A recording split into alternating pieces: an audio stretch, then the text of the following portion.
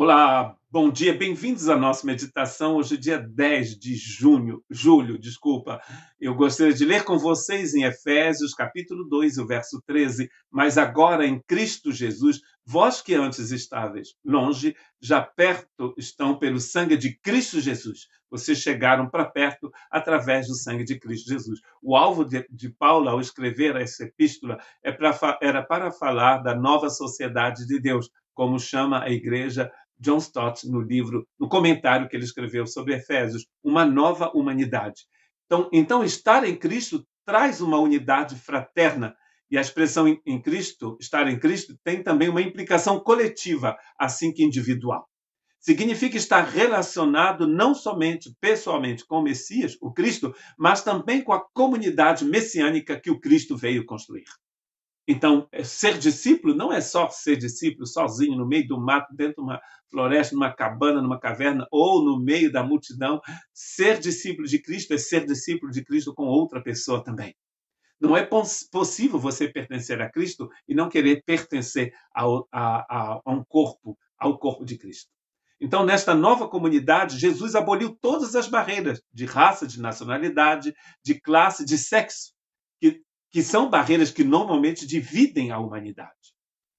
E no lugar dessa divisão, Deus criou, como Paulo diz, uma nova humanidade. E o John Stott chama isso de nova sociedade. Então, ele disse na carta que ele escreveu aos Gálatas que não há nem judeu, nem grego, nem escravo, nem livre, nem homem e nem mulher, porque todos nós somos um em Cristo Jesus.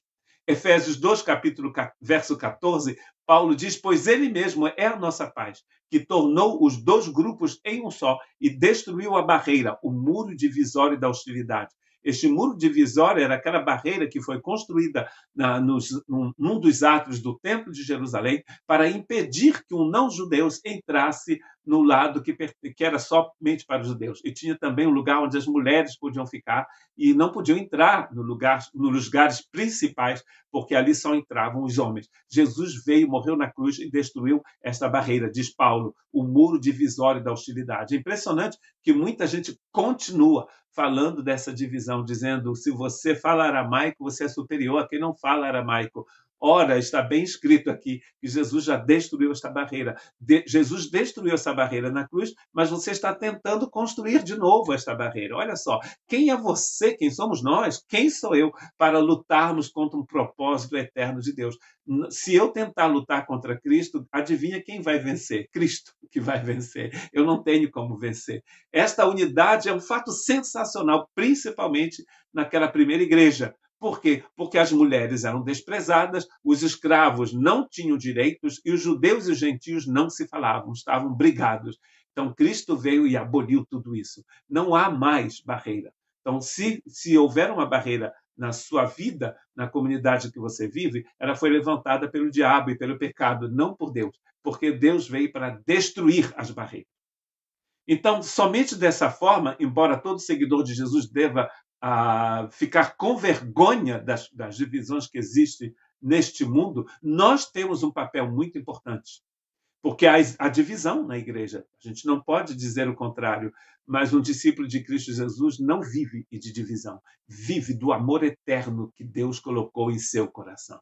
Eu continuo lendo em Efésios, no capítulo 2, ele diz que na sua carne Cristo desfez a inimizade, isto é, a lei dos mandamentos, que consistia em ordenanças, para criar em si mesmo, dos dois, um novo homem, fazendo a paz. E John Stott, como já disse, chama esse novo homem de nova sociedade divina. Ele veio criar, ele aboliu tudo que estava errado na sua própria carne.